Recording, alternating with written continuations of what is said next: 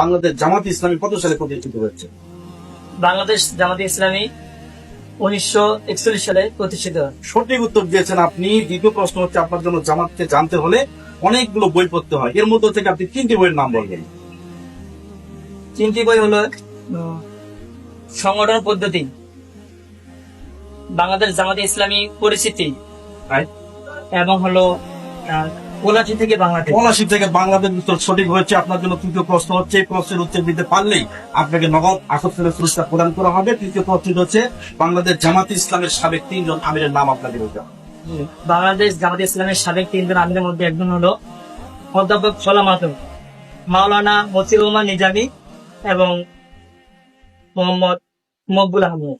সঠিক উত্তর দিয়েছেন আপনি। আজকে আপনি আমাদের পুরস্কারের জন্য নির্বাচিত হয়েছেন। আপনাকে কিছুক্ষণ পরেই পুরস্কৃত করা হবে ইনশাল্লাহ। দ্বিতীয় প্রশ্ন হচ্ছে, আপনার নাম?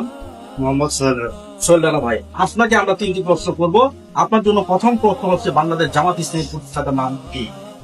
মাওলানা সঠিক হয়েছে। আপনার জন্য দ্বিতীয় প্রশ্ন হচ্ছে, বাংলাদেশ জামাত ইসলামীর সাবেক 2 জন মন্ত্রীর নাম আপনি বলবেন, যারা বাংলাদেশের মন্ত্রী পরিষদের ইতিহাসে সম্পূর্ণরূপে দুর্নীতিমুক্ত ছিল।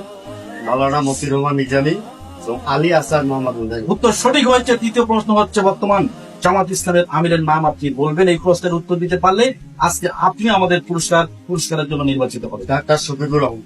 ফাইন, উত্তর সঠিক হয়েছে। আপনাকে ধন্যবাদ।